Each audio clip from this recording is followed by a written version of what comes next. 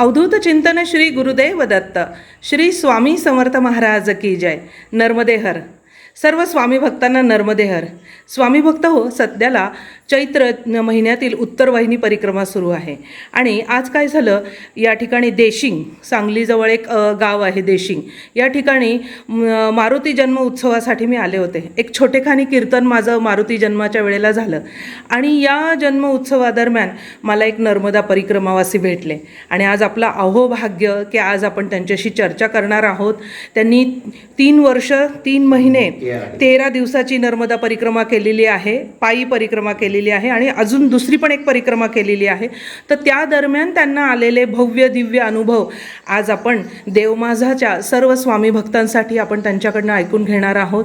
नर्मदे हर. नर्मदे हर. आता आपण काय करूयात, आमच्या सगळ्या देवमाझाच्या सगळ्या नर्मदा परिक्रमावासी करणाऱ्या सगळ्या भक्तांसाठी आपण आधी आपला थोडक्यात परिचय द्यावा. मी कवटेमंका तालुक्यात देशिंग खरशिंग गावामध्ये दंडोबा डोंगरावर किंवा देशिंगमध्ये आमच्या घरी राहतो. मी ज्या वेळेला परिक्रमा केली त्यावेळेला पहिली परिक्रमा ज्या वेळेला 3 वर्ष 3 महिने 13 दिवसाची केली ना, त्यावेळेला रस्ते वेगळे होते आणि आत्ताचे जे रस्ते आहेत ना ती वेगळे आहेत. बर. पहिला मी ज्या वेळेला नर्मदा परिक्रमा चालू केली, ओंकारेश्वरवरनं मी जल उचललं अभिषेक 3 घालून. नंतर तिथून रेवा सागरकडे गेलो. बर. रेवा सागरकडे जाताना आम्हाला सुलपानी झाडे एक लागली. सुलपानी झाडे लागली. ज्या वेळेला सुलपानी झाडेला आम्ही प्रवेश केला, बिलवाडावरनं प्रवेश केला. त्यावेळेला बिलवाडा म्हणून गाव होतं. मग आता सरदार सरोवर मग ती गाव नाही आहे आता. बरोबर. आपण किती साली परिक्रमा केली? ही पहिली परिक्रमा जी होती ती पहिली परिक्रमा केली मी 15च्या आसपास. 2015. नाही, नाशिकचा कुंभ झाल्यावर. बर. नाशिकचा कुंभ झाला त्याच्यानंतर उचलले. बर. नाशिकच्या कुंभ नंतर ओंकारेश्वरवरून उचललेली. बर. मग तिथनं आम्ही चालू केलं तर ती दत्त मंदिरापासून बिलवाडा जवळ आहे. एकमुखी दत्त मंदिर आहे. तिथनं बिलवाड्यावरनं असं सुलपानी झाडे गेलो. सुलपानी झाडीतला आनंद वेगळाच आहे. 100 किलोमीटर अंतर आहे आणि त्याच्यात असे अनुभव येतात की ह्या सृष्टीवर जी अद्भुत घटना घडणार आहे त्याची सगळे अनुभव घ्यायचे असले तर सुलपानी झाडीत मिळतात. म्हणजे त्याच्यात नाही एक म्हणजे महत्वाचं म्हणजे सगळा त्याग, लोभ, मोह, माया, मच्छर ही 7 जी गुण आहेत त्याचं परिहारण होतंय ती सुलपानी झाडीतच, दुसरीकडे कुठं नाही. कारण सुलपानी झाडीचं 100 किलोमीटर जो अंतर आहे ना तो असा खडतर अंतर आहे की धड रस्ता नाही, धड काटा आहेत पुढं का काय आहे ती काही सुद्धा माहीत नव्हतं त्यावेळेला. आणि तसल्यातनं जाऊन मैयानं सगळ्यांना सावरून घेऊन कधी परिक्रमावासी कोणा एकटाच असतात जास्त करून, कारण त्यांना कुठं जातात, कधी जातात, काय जातात हे त्यांना माहीत नसतं. हा सगळ्यात महत्त्वाचा अनुभव. आणि सुलपानी झाडीचं काम, क्रोध, लोभ, मोह, माया, मच्छर ही कसं नष्ट होतात ती आपल्याला पण कळत नाही. जसं नष्ट होईल जसं आपण चालल आणि जसं आपलं नामचिंतन मैयावर भरोसा वाढल, नर्मदा मैयावर भरोसा वाढल, तसं आपली सगळी गुणही कमी होत जातात. नंतर ना सुलपानी झाडीतून जरा पुढे गेल्यावर सुलपानेश्वर महादेव आहे. सुलपानेश्वर महादेव म्हणजे ज्या वेळेला राक्षस भस्मासूर शंकरांच्या मागे लागलेला त्यावेळेला मोहिनी रूप धारण केलं विष्णूने आणि ती सुलपानी झाडीत त्याचा वध केला बिल्लिनीच्या रूपात. बर. म्हणून सुलपानी झाडीत बिल्लांना महत्व जास्त आहे. बरोबर. आणि बिल्ल लुटतात ही खोट आहे. आता लुटत नाही, आधी पूर्वी असायचं. मला पूर्वी लुटत होते. ही कशासाठी का ही जी षड्रिपू आहेत ना हा. ही नष्ट होण्यासाठी महिन्यानं त्यांना सांगे वरदान दिलेलं आहे ना. बरोबर बरोबर खरं मानायचं आपल्याला आपल्या वस्तूंविषयी मोह माया हा, असते. ज्या वस्तूविषयी मोह माया आहे ना हा. ती नष्ट करण्यासाठी ते बिल्लांना ती महिन्यानं आशीर्वादच दिलाय. बरोबर कारण त्यांच्या रूपानं ती ही नष्ट करत असते. बरोबर मनुष्याला काय वाटतं ती ही चोरी करतात. चोरी नाही, हे तुमचं ही जी परिक्रमा कशासाठी करायला लागला ह्याची ती अनुभव देते. बरोबर बरोबर त्यांना मामा म्हणतात मला वाटतं ना भिल्लांना त्या ठिकाणी. हा भिल्लांना मामा म्हणतात ना. हा, मामा म्हणजे असं त्यांच्या भाषेत मामा म्हणतात. अच्छा अच्छा म्हणजे नर्मदेचे ते भाऊ भाऊ होते. नर्मदेचे भाऊ म्हणजे त्यांनी ही जी ड्रीप म्हणजे जे आहे ना ही नष्ट करण्याची वृत्ती मनुष्यात जागृती यावी परिक्रमा करताना ह्याच्यासाठी ती ही एक पायरी आहे. बरोबर पहिली पायरी आहे ना. कारण आपण ओंकारेश्वर पासून तिथवर जाण्यासाठी किती किलोमीटर, एक 100 आणि ती एक 100 100 200 किलोमीटर अंतर असेल ओंकारेश्वर पासून. मग पहिल्या पायरीला आपली ही शेटरी पण नष्ट झाल्याशी परिक्रमा पण पूर्ण होत नाही. बरोबर मग तिथनं पुढे सर रेवा सागर. शूलपाणी जे जंगलामधनं तुम्ही जी पायी चालत गेला परिक्रमा करत गेला त्यावेळी आलेला एखादा अनुभव सांगा ना.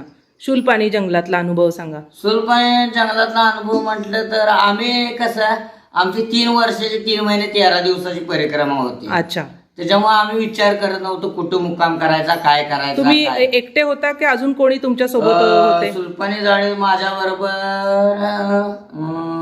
बारामतीतला एक 75 वर्षाचा एक परिक्रमावासी गृहस्थी होता. बर त्याचं नाव काय अर्जुन घुले का असं काहीतरी नाव होतं. बारामतीच्या आसपास कुठं तर राहतात त्याने. मग त्यांनी पण ते तिथं होते माझ्या बरोबर सुलपाणी झाडे. त्याची पण मग आम्ही सुलपाणी झाडीतला अनुभव सांगायचा झाला तर ज्या वेळेला आम्ही मधलं ते लखनगिरीकडे जाताना जो डोंगर आहे ना पहिला ती डोंगर पार करून 12 किलोमीटरचा डोंगर दिवसभरात पार करायचा आहे.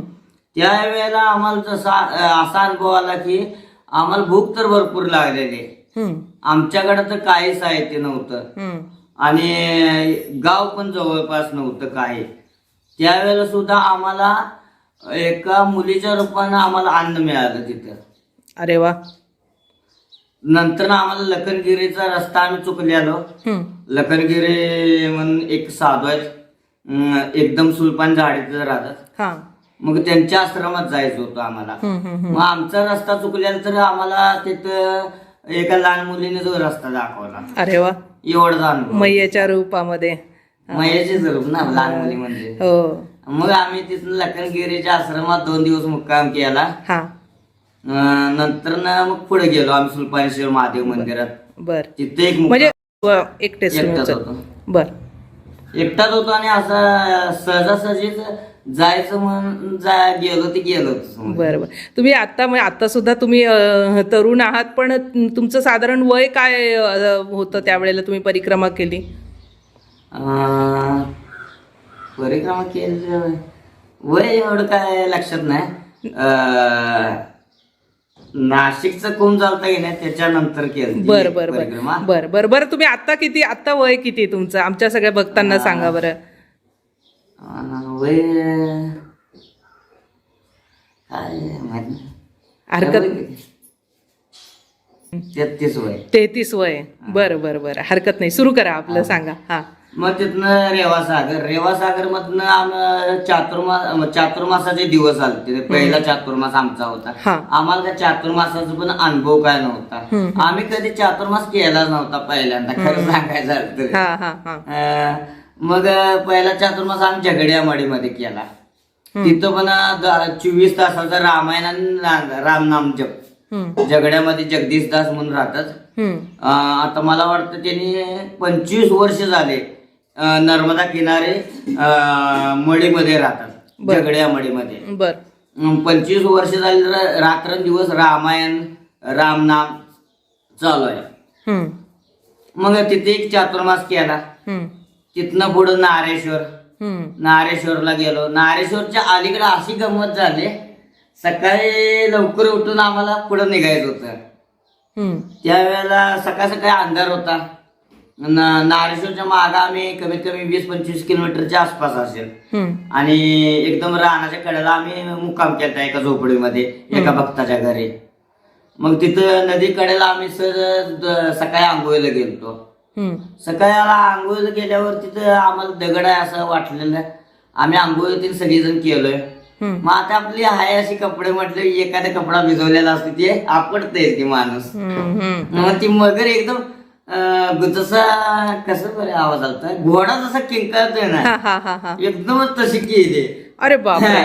तशी केल्याबरोबर आम्ही एका क्षणात किती लांब गेलतो आम्हालाच माहित नाही. अरे बापरे, म्हणजे तुम्ही मगरीच्या पाठीवर स्नानाला बसला होता. स्नान केलं सगळं केलं कपडे धुताना ज्या वेळेला घोड्याचे घोडा खुर्र करते की नाही तसा एकदम ती अशी ही केली आवाज आला. जसं एका क्षणात आम्हाला मैयेनं कसं बाजूला काढलं आम्हालाच माहित नाही. बरोबर आहे. खरं तर ते मैयाचं वाहन म्हणतो आपण ना मगर. वाहन म्हणतो की खरं शेवटी आपण मनुष्य घेणारच. हो बरोबर बरोबर मनुष्य म्हटलं बरोबर. आम्ही 5 मिनिट कसं साईडला गेलो तेच आम्हाला कळलं नाही. हा मैयाचा महत्वाचा अनुभव. अद्भुत अद्भुत अनुभव.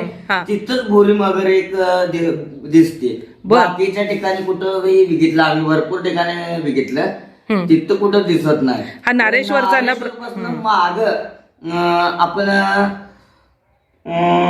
अंकलेश्वर तिकडच्या बाजूला राहतं. इकडच्या बाजूला गाव भरोज नंतर गरुडेश्वर नाही गरुडेश्वरच्या पण महाग आहे. भरोज नंतर शिशिबेंचं गाव कबीरांचं स्थान आहे नर्मदा किनारे. हो हो बरोबर. त्याच्या पुढे एक दत्त मंदिर आहे. काय दत्त मंदिराच्या पुढं एक गाव आहे. तिथंच भुरी मगर म्हणजे असं गाव म्हणजे गाव नाहीये एकदम गावाच्या कडेला दत्त मंदिर आहे आणि तिथे साईडला तिथंच भुरी मगर बघायला मिळते. नाही तर बाकी कुठं बघायला मिळालं. अच्छा अच्छा. भुऱ्या रंगाची मगर म्हणजे मयेचं जे वाहन आहे भुऱ्या रंगाची मगर. बर बर बर. आणि तिथंच बघायला मिळते तिथं दुसरीकडे कुठं नाही. आणि त्याच्यावर तुम्हाला तिथनच नारेश्वर जवळ आहे. तिथं नारेश्वर गरुडेश्वर उत्तर वाहिनी लागते तिथे. बरोबर बरोबर. नर्मदा नंतर उत्तर वाहिनी नंतर दुसरा आमचा ही झाला. दुसरा चातुर्मास आला. दुसरा चातुर्मासाला आम्ही 5 मिनिट कसं साईडला गेलो तेच आम्हाला कळलं नाही. हा मैयाचा महत्वाचा अनुभव. अद्भुत अद्भुत अनुभव. तिथंच भोरी मगर एक दिसते. बाकीच्या ठिकाणी कुठं बघितलं आम्ही भरपूर ठिकाणी बघितलं तिथं कुठं दिसत नाही. हा नारेश्वरचा ना माग आपण अंकलेश्वर तिकडच्या बाजूला राहतं. इकडच्या बाजूला गाव भरोज नंतर गरुडेश्वर नाही गरुडेश्वरच्या पण महाग आहे. भरोज नंतर शिशिबेंचं गाव कबीरांचं स्थान आहे नर्मदा किनारे. हो हो बरोबर. त्याच्या पुढे एक दत्त मंदिर आहे. काय दत्त मंदिराच्या पुढं एक गाव आहे. तिथंच भुरी मगर म्हणजे असं गाव म्हणजे गाव नाहीये एकदम गावाच्या कडेला दत्त मंदिर आहे आणि तिथे साईडला तिथंच भुरी मगर बघायला मिळते. नाही तर बाकी कुठं बघायला मिळालं. अच्छा अच्छा. भुऱ्या रंगाची मगर म्हणजे मयेचं जे वाहन आहे भुऱ्या रंगाची मगर. बर बर बर. आणि तिथंच बघायला मिळते दुसरीकडे कुठं नाही. आणि त्याच्यावर तुम्हाला तिथनच नारेश्वर जवळ आहे. तिथं नारेश्वर गरुडेश्वर उत्तर वाहिनी लागते तिथे. बरोबर बरोबर. नर्मदा नंतर उत्तर वाहिनी नंतर दुसरा आमचा ही झाला. दुसरा चातुर्मास आला. दुसरा चातुर्मासाला आम्ही खेडी घाट मध्ये आलो. नवघाट खेडी ओंकारेश्वरच्या समोर. तिथं आम्ही सुरेंद्रदास त्यागीजींचा आश्रम आहे एकदम मैयेच्या किनारे. सगळ्यात महत्वाचा हा अनुभव आला ज्या वेळेला पहिला चातुर्मास होता झगड्यामडेला. त्यावेळेला मैयेचं असं स्वरूप बघायला मिळालं. प्रेम आई कसं मुलावर जशी प्रेम पण करते आणि रागाच्या भरात मारती पण. तसं मैयेचा अनुभव झगड्यामडीमध्ये आम्हाला बघायला मिळाला आणि अनुभवायला पण मिळाला. कसं काय ज्यावेळेला चातुर्मास चालू झालता त्यावेळेला आमच्या चारही बाजून साईडनं पाणी होतं. अरे बापरे. आश्रमात पूर्ण पाणी भरलेलं. हनुमान मंदिर आहे तिथं राम मंदिर आहे तिथं पूर्ण पाणी भरलेलं. आम्ही वर बसलेलो सगळ्या गाया गावात नेलत्या गोशाळा आहे ना हा. तिथं सगळ्या गया पण गावात नेलते आणि आम्ही वर बसून रामनामाचा आनंद घेत होतो. अरे वा. किंवा आनंद असा होता आणि जसं मजा खवळ तसा आवाज जे येत होता की नाही तेव्हा आनंद वेगळा. ओमची लहर आल्यासारखं वा वाटत वा होती. वा. सांगताना असं पण अंगावर ओमची- काटा येतोय आता अजून ती ऐकताना. आठवलं की नाही मस्त आनंद येतोय.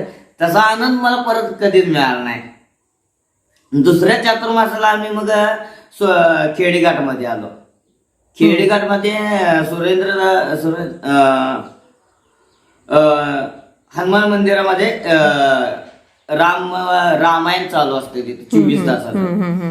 मग आता आम्हाला ती सवय लागलेली होती सारखं रामायणची ते. मग तिथं रामायण चालू आहे मग तिथं चातुर्मास केला. मग तिथला पण छान आनंद आला. मयेचा आनंद सहवास मिळाला. तिथून मग तिसरा चातुर्मास आम्ही ह्याला केला अमरकंटला. अमरकंटला असा अनुभव आला की मस्त वेळ. ज्या वेळेला आम्ही अमरकंटमध्ये प्रवेश केला त्यावेळेला असं वाटत होतं की मैया काय दिसायला तयार नाही. कारण का जसं आम्ही दिंडोडपासून निघलो तसं सगळं जंगलच पूर्ण. आणि त्या जंगलात जसं जाईल की नाही तसं अशी रस्ताच नाहीत ना. पाय वाट आणि मार्ग कुठला काय कळत नव्हता लवकर. आणि आपण इकडचं मराठी आणि तिकडे हिंदी सगळी भाषा. बरोबर. पहिल्यांदा आम्ही त्यावेळेला हिंदी जास्त आम्हाला जमत नव्हती. मग त्या जंगलात ना आम्हाला तरी पण मार्ग दाखवला मैयेनं आणि अमरकंटला नेली. अमरकंटला नेल्यावर मग आम्हाला तिथून पुढं सगळं हे झालं. नंतर नेमावरला आलो. चातुर्मास अमरकंटला काढून आणि 3 वर्ष 3 महिने 13 दिवस पूर्ण झाले. तोपर्यंत कोरोना आलता. आम्ही ज्या वेळेला अमरकंटच्या मागच झाडेत होतो की नाही त्यावेळेला नेमावरला आलो. नेमावरला आम्ही नंतर ओंकारेश्वरला येऊन आमची परिक्रमा संपली. परिक्रमा संपली आणि आम्ही नर्मदे हार केला. कोरोना चालूच होता त्यावेळेला. तिकडचा नंतर हरिद्वारचा कुंभ आलता. त्यावेळेला आम्ही हरिद्वारला गेलो. नर्मदेच्या कृपेने हरिद्वारचा पण कुंभ मिळाला. संतांचा सहवास मिळाला. टेंबे स्वामींचे 7वी पिढीतले भेटलेले. परत नारेश्वरला जे आपले वासुदेवानंद सरस्वती भारतीच्या यांच्यातले सगळी सहवास त्यांच्या संतांचा लागला. सगळ्यात महत्वाचं म्हणजे नर्मदेच्या परिक्रमा उचलताना एक मनाचा निश्चय करायचा की मी ही परिक्रमा कुठल्याही परिस्थितीत पूर्ण करेन. कितीही अडचणी आला तरी मी त्याच्यावर मात करेन. हा मनाचा घट्ट निर्णय करून परिक्रमा उचलायची. ज्या वेळेला आपण पोल टाकतोय त्यावेळेला नर्मदे हार ह्या शब्दात असा जोर आहे की उत्सव आनंद सात्विकपणा ऑटोमॅटिक येतोय. बरोबर बरोबर. आणि म्हणून पावला पावलाला नाम जप हे महत्वाचं आहे. साधू संतांनी आजपर्यंत सगळ्या साधू संतांनी एकच सांगितले नाम जपावर जोर द्या तुम्ही. बाकी काय करू नका. तुम्ही नर्मदा परिक्रमा केली नाही तरी चालते खरं पण तिचं नाव जरी घेतलं तरी सगळ्यात महत्वाचं आहे. आपला उद्धार होतोय. कारण नामातच अशी शक्ती आहे की त्या नामामुळं ती परिक्रमा घडू शकते नाही तर नाही. माझं असं होतं की मी ज्या परिक्रमा करायची म्हणून मी गोंदवल्यात मी एकदा ऐकलेलं. ज्या वेळेला माझे आई गुरु कीर्ती गोंदवलेकर महाराज मी पण लहान होतो त्यावेळेला मी गोंदवल्याला गेलो. त्यावेळेला मला नर्मदा परिक्रमेचं महत्व कळालेलं. मग मी त्यावेळेला निश्चय केलता. खरं मला असं होत होतं की मला कोणी सोडतच नव्हतं लहान असल्यामुळे. बरोबर. लहान असल्यामुळे मला कोणी सोडतच नव्हतं. तरी पण मी घट्ट मन करून मी आता जायचं म्हणून गेलो. गेलो खरं मला काय माहितच नव्हतं नर्मदा महत्वाचं म्हणजे. तरी पण मी हुडकून काढलं आणि माझा मनाचा घट्ट भाव होता. आणि माझ्या महाराजांनी सांगितलेलं एक होतं नामचिंतन सोडू नकोस. आपले गुरु गोंदवलेकर महाराजांना आपण गुरु केलेला आहे ना. पहिले गुरु माझी आई आहे. आई गुरु आहे. पहिला माझा गुरु आई आहे. बरोबर. मी असं मी माझे म्हणजे मी स्वतःला म्हणतोय मी षड्रिपूचा पुतळा होतो. माझ्या आईनं मला सावरलं आणि ह्या मार्गात मला कसं गेलो ते मलाच कळणार नाही. नर्मदेची पण इच्छा आणि सगळ्यात महत्वाचा गुरु आई. नंतर दुसरे गुरु माझे गोंदवलेकर महाराज. वा. आणि तिसरे गुरु माझी पंथातले बरं बरं. नर्मदे हा, मग आता नर्मदा परिक्रमेला आता लोक निघतात, नर्मदा परिक्रमा उचलतात, त्यावेळेला त्यांनी काय काळजी घ्यायला पाहिजे की नर्मदा परिक्रमा आपली पूर्ण व्हायला हवी? सगळ्यात महत्वाची, नर्मदा ज्या वेळेला परिक्रमा आपण उचलतोय त्याच्यावर एक लोभ नाही केला पाहिजे. हा. आपल्या लोभामुळे परिक्रमा ही खंडित होते. हम्म. दुसरं म्हणजे दोष म्हणजे एखाद्याला चिडवणे, परिक्रमा असलेला एखाद्याला चिडवणे, एखाद्याला कुचकं बोलणे, ही बंद करून परिक्रमेचं नामचिंतनात ध्यान दिलं पाहिजे. बरोबर. ती लगेच होत नाही, तर त्याच्यावर आपण अंकुश घालायचा प्रयत्न केला पाहिजे. बरोबर. आणि तिसरं म्हणजे सगळ्यात महत्वाचं, आपल्याला तिथं भरपूर धन मिळतं, तर त्यागी वृत्ती पाळली पाहिजे. बरोबर. अन्न मिळतंय भरपूर, तर त्याचा नाश पण नाही केला पाहिजे. अशी एखादा परिस्थिती येते की खायला तर भरपूर आहे, तर खाणारच माणूस नाही, असं होतं. म्हणजे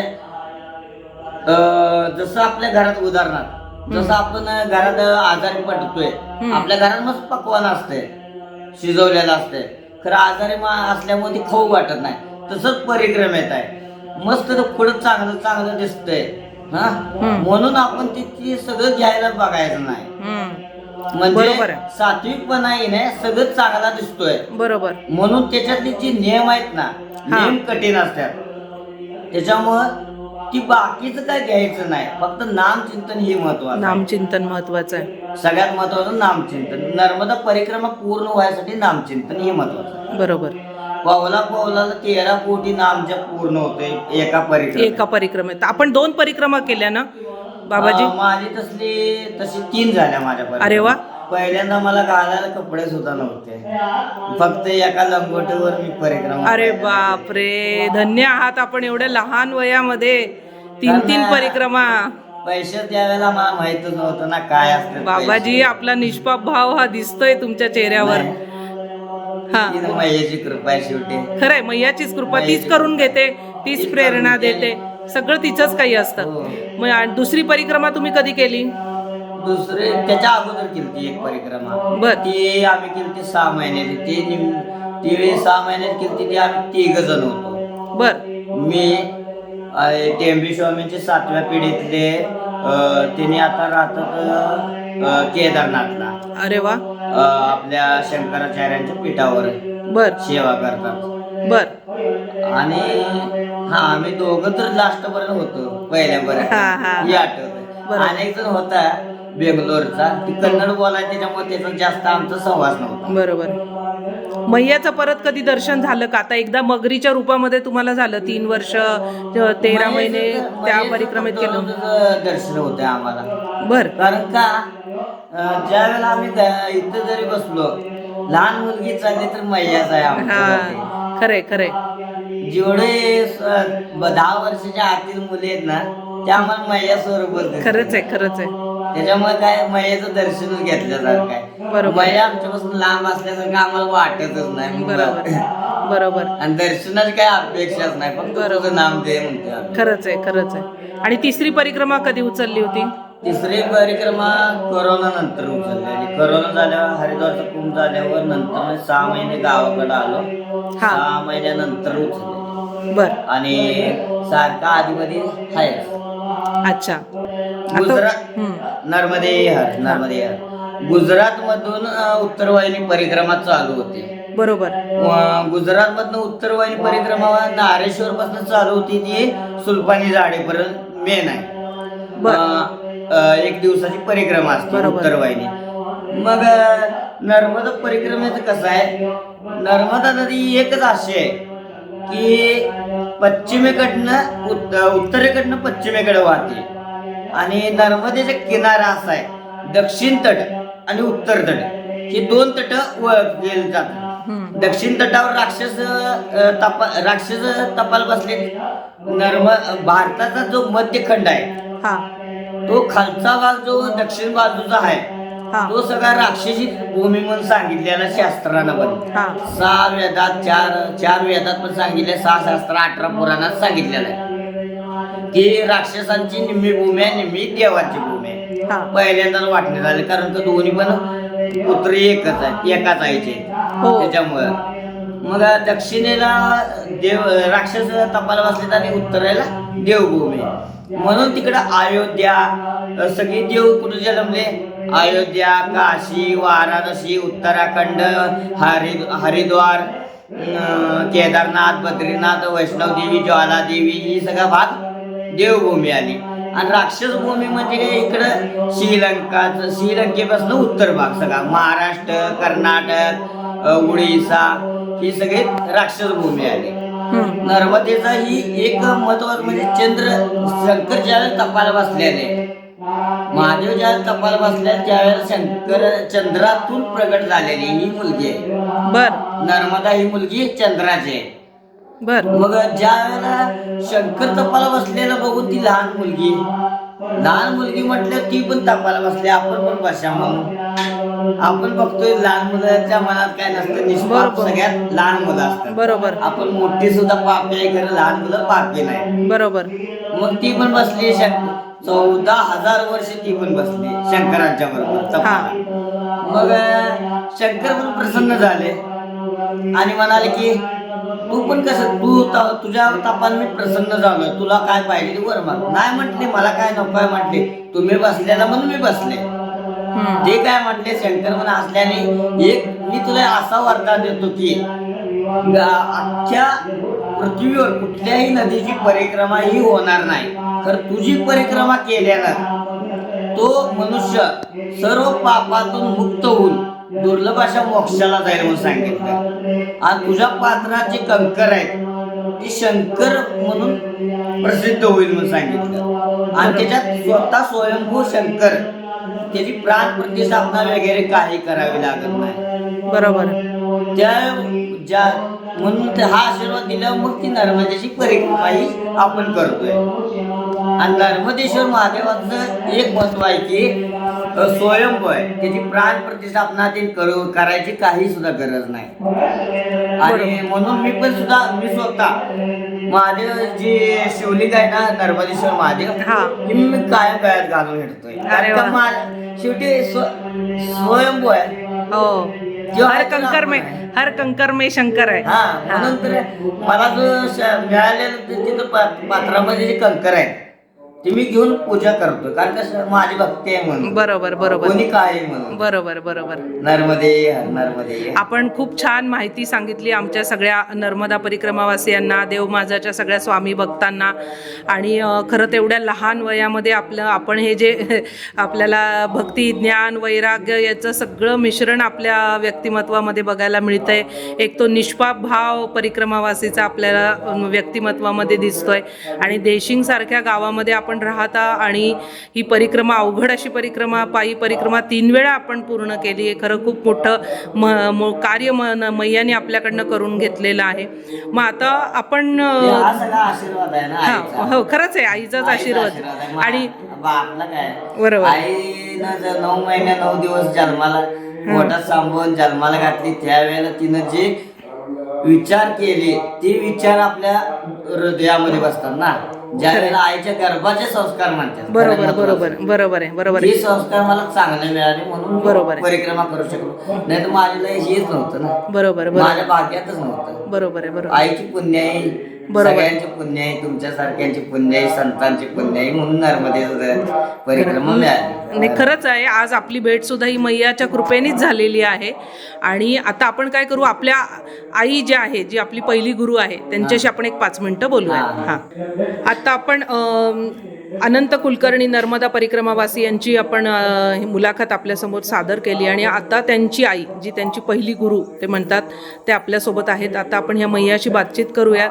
मैया, तुमचे अनुभव सांगा. हे दादा जेव्हा तुमच्या पोटात होते 9 महिने, तुमचे डोहाळे कसे होते बरं? एवढ्या लहान वयात एवढं वैराग्य, खरंच खूप कौतुकास्पद आहे. सांगा बरं.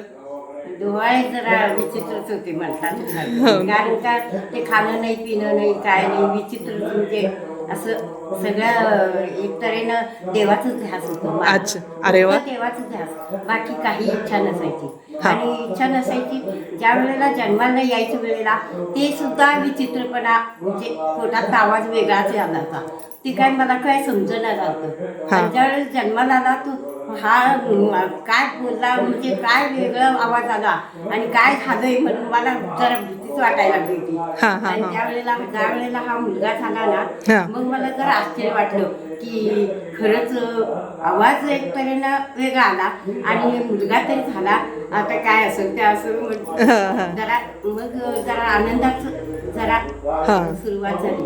आनंदाच्या सुरुवातीत आपलं बरोबर. तुम्ही बालपणी कसं घडवलं यांना, किंवा जरा असं कसं झालं, आमचं जरा नाजूक परिस्थितीच असल्यामुळं काही नव्हतं म्हटलं तरी चालेल. काय सगळं म्हणजे हेच नव्हतं, शून्यातनं विश्व. तेव्हा खाणे मिळत तेव्हा खाणे आणि असं जीवन जगणं. आणि काय म्हणजे मुलांचं पण आम्ही काय असं चांगलं म्हणजे विचार केलोच नव्हतो. काय फक्त नामस्मरणाचं बळ ठेवले ते, काय बाकी काय नाही. देवांच्या वरती भार, फक्त देव, दुसरं काही नाही. बरोबर. आणि देवांच्या वरती भार. त्यावेळेला मला जरा हे वाटायला लागलं की जरा असं काहीतरी आपल्याकडं आहे नशिबानं. काय ज्या वेळेला मला गोंदलकर महाराजांचं अनुग्रह मिळाला तेव्हा 2009ला. अरे वा. 2009ला आम्ही काय केलो, 2010ला हे सहजांसहज काशीला गेलो आणि 2009ला रामेश्वरला गेलो आणि रामेश्वरला जाऊन आल्यावरती मग गोंदलकर महाराजांच्याकडं अनुग्रह घ्यायला मी गेले. त्या वेळेला गेल्यावरती अनुग्रह मिळाला, परंतु मला प्रत्यक्ष पण त्यांनी दर्शन दिलं. अरे वा.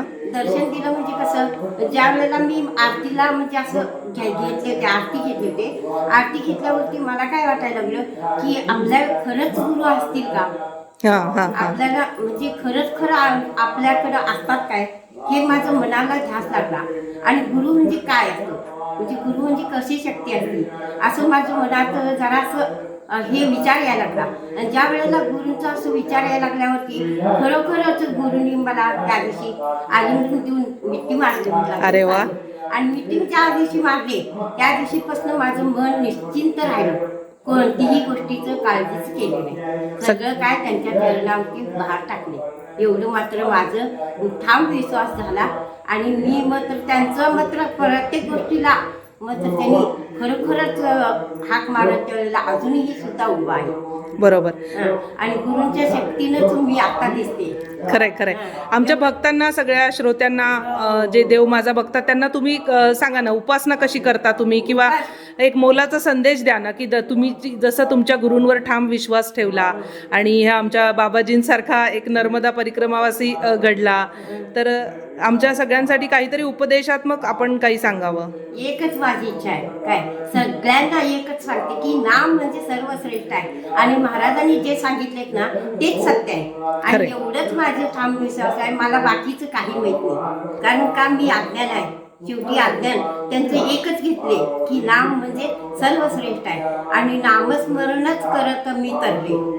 एवढं मात्र खरं, कारण का त्यांनी मात्र नामानच मला पण अनुभव दिलेला आहे. बाकीचं मी काय बाकीच केलेली नाही.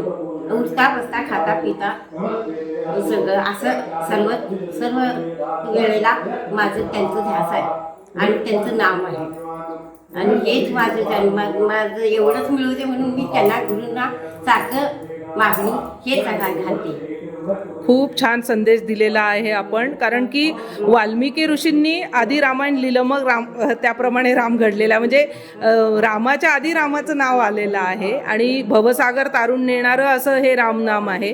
रामनामाचं औषध तुम्हाला तुमच्या गुरूंकडनं मिळालं, तुम्ही ते तुमच्या मुलाला दिलं आणि मुक्त हस्तपणे तुम्ही सगळ्यांना पण आता देत आहात. आता जे बोललाय ना वाल्मिकी ऋषींचा पहिला अनुभव काय, वाल्ल्या पोहे. वा खरंय दादा. असं आहे की मला एक अनुभव आलाय महत्वाचा. असुर असल्याशिवाय भक्त नाही होत. खरंय असल्याशिवाय भक्त नाही होत. बरोबर. असुर असलं तर भक्त होत, भक्त असल्याशिवाय देव नाही. खरंय. बरोबर आहे. हा अनुभव माझ्या जीवनावर मी अनुभवलाय. खरंय. बरोबर आहे, बरोबर आहे. कारण हसून असल्याशिवाय देव पण येत नाही. बरोबर. आणि देवाची अनुभूती पण येत नाही. खरं सांगू का, असुर शब्दामध्ये सुद्धा काय सूर आहे शब्द. हा, हो, सूर म्हणजेच काय, देव ना. म्हणजे म्हणजे काय, हा तू अति उतंड झालाय. हा, आता तर सूर लाव, तोंडाने तर लाव, नाही तर मनानं तर लाव. वा वा वा वा, आसूर सुंदर. शब्दाचा अर्थ असा आहे. हा म्हणून आसूर हा म्हणजे दुर्गुण. हा दुर्गुण म्हणजे आपण अशी म्हणतोय, खरं आपण त्याच्या दुर्गुण का आले हा विचार करणं फार महत्वाचं. बरोबर आहे, बरोबर आहे. आणि तो उपासनेनेच येतो. जशी तुमची नाही, उपासनेनं म्हणजे आपण काय करतो, उपासना म्हणजे आता माझ्या गुरुचं हे आहे. हा काय करतो आपण, माझ्या गुरुचा आज दिवस आहे, आज मी उपाशी राहील. अरे उपाशी राहून तुला काय मिळणार नाही, पोटाचा हाल होणार आहे, मला एवढं कळते. हा तू दिवसभर सकाळी 6 वाजता उठ, नाही तर 10 वाजता उठ. हा. 10 वाजल्यापासून झोपेपर्यंत नामचिंतन कर, तू देवपूजा पण करू नको. वा वा वा, खरे खरे. असं म्हणतात की कलियुगामध्ये नामच तुम्हाला तारणार आहे. नामाने आणि पूजा नाही केलं तर चालते, उपवास नाही केलं तर चालते, खरं तू नाम सोडू नको बस. बरोबर आहे. मला स्वामी नाम श्रेष्ठ साधन आहे, असंच खरं आहे. आणि स्वामीने पण कसं वटवृक्षातनं प्रगट झाले. हा वटवृक्ष म्हणजे काय, या पृथ्वीवरचा वटवृक्ष एकच आहे असा, हा की त्याला कधी वाळत नाही असा. हा, तसं नामचिंतन आहे. बरोबर आहे, बरोबर आहे. तसं नामचिंतन हे कधी वाढत जाते, कधी कमी कमी होत नाही. बरोबर वर्ण आणि खाली येते. जसं वटवृक्षाला वर्ण मुळा पडतं. बरोबर आहे. भगवद्गीतेत सांगितलंय 15व्या अध्यायामध्ये. बरोबर आहे, बरोबर. यामध्ये अध्यायचं तिने काय आम्हाला महिन्यानं एवढं सांगितलं तेवढं बरोबर बरोबर आहे. आज आपण वेळात वेळ काढून आमच्या सगळ्या भक्तांना छान मार्गदर्शन केलेलं आहे, आपले अनुभव कथन केले. यासाठी कुलकर्णी काकू आणि अनंता बाबाजी, तर आपले सगळ्यांचे दोघांचे मनपूर्वक आभार मी देव माझ्यातर्फे मानते. आणि आपण हा जो वेळ दिला त्यासाठी धन्यवाद. नर्मदे हर, नर्मदे हर. शंकर नमः पार्वतीपते शिवाय महादेव शंभो.